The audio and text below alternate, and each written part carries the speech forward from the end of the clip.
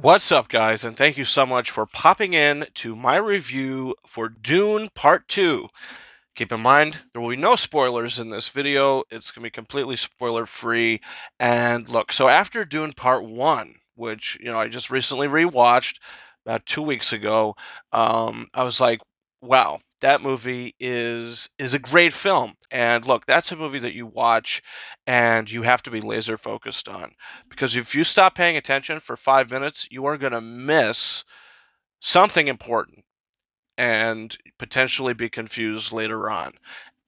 And that's the majority of the first half of that movie. The second half of that movie is sort of the more actiony, suspenseful parts of it. Leading into this, I couldn't wait. Dune Part 2 is my most anticipated movie of 2024.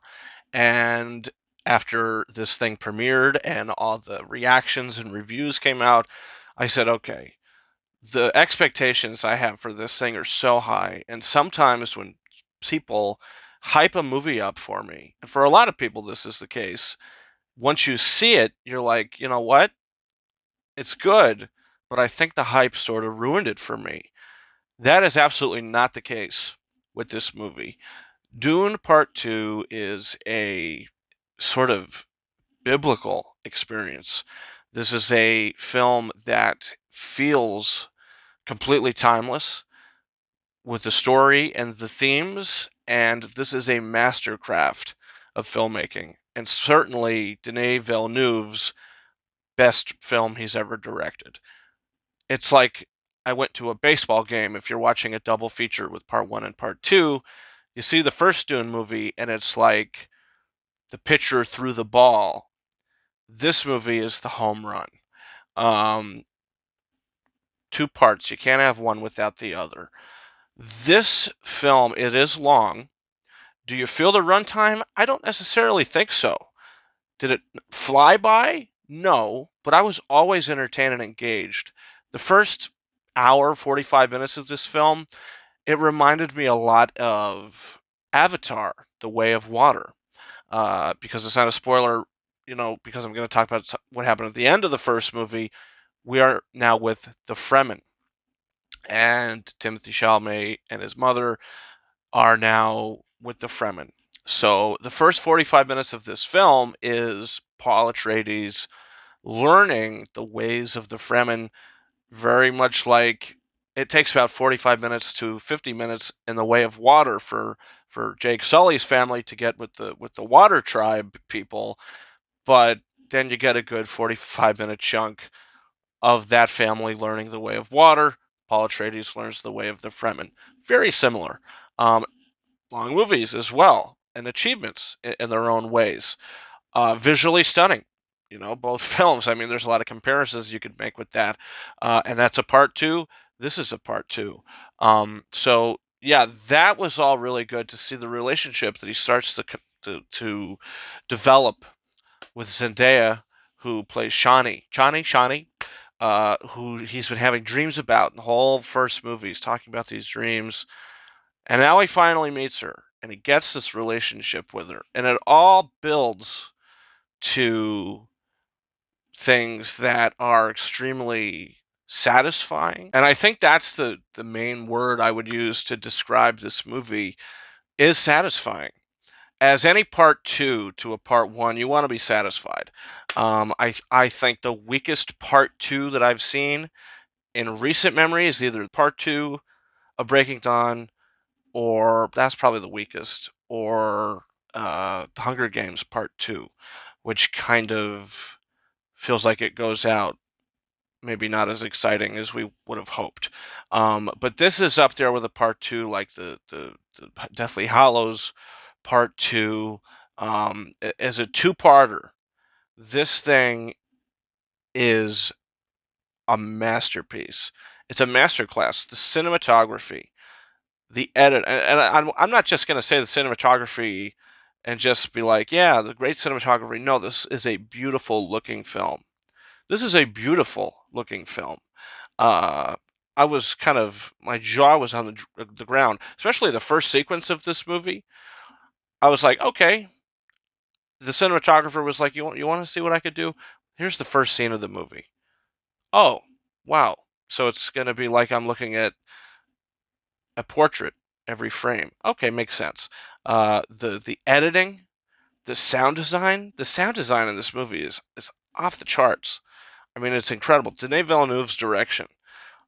He wasn't nominated for Best Director for the first film. Darn it, he should be nominated for this film. I don't care if it's coming out in March. There was films that came out in February. Get Out. I think that came out late February that year. Oscar-winning film. This film can certainly do it, and I think it will stand the test of time. Very much like Oppenheimer came out in the middle of the year last year, stood the test of time. This film's going to do it too, I think. It like I said, feels like a biblical experience because, when you get to characters like the Fremen and the leader of the Fremen, played by Javier Bardem, who's excellent in this movie, and he disappears into this role. He is sort of, when I say biblical, it seems like he's treating Paul Atreides like this sort of godlike figure that's going to come and save them.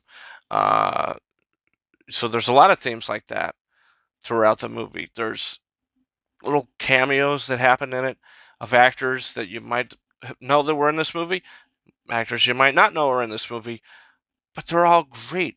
Every performance in this movie is so fantastic. And Florence Pugh is in this as the Emperor's daughter, the Emperor played by Christopher Walken, who's terrific in this. But Florence Pugh holds her own.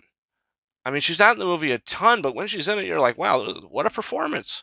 And Rebecca Ferguson, her character is the character that I least associate myself with. She's getting into some real funky stuff in this film. I'm like, you do what you're doing, but I'm just gonna, I'm just gonna sit here and just watch it, because I don't know what the hell her witch people and all that. That's stuff that I need to be sharpened with my knowledge of all that. But look, all the performances. The only nitpick I have about this movie is with Dave Bautista. I don't think he's bad, but I think he's overcooking it. When he's not speaking or he's not screaming, when he's just giving the facial expressions and walking around, he's a presence. But when he's screaming and he's being loud, I'm like, okay, he's overcooking it just a little bit. But somebody who's not overcooking it is Austin Butler, who is terrifying in this movie. And I say terrifying, I mean terrifying. You see this guy, you say, wow, I would hate to walk into him in real life. And his voice, he is doing a great impersonation of Stellan Skarsgård, who's also great in the movie. Who's he's floating around like he's like a half cyborg type thing. I'd like to know his backstory. He's sort of like the Palpatine, the Emperor, in the Rise of Skywalker. Why is he connected to this big machine that's carrying him around? And he was extremely long. He's extremely tall. So I'd like to know his backstory. But Austin Butler, terrific. Josh Brolin, everybody, terrific. The character stuff, also terrific. The script stuff, is everything about this movie is a total masterclass. And the action, when there is action in this movie, God, is it like mind blowing how they were able to put this to screen. I mean, really incredible. This is an extremely dense movie. As I said about the first one, I'll say about this. If you want to casually watch it, I think this is a film that you not necessarily can't do that because the dialogue is very important. It's not something you could just kind of sit there and casually watch.